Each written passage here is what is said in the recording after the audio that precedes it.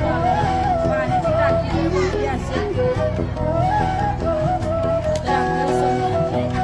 पाण्याची टाकी बनली तर लगेच अलार्म वाजतो, आपल्याला समजतं पाण्याची टाकी बनली आहे. ते अलार्म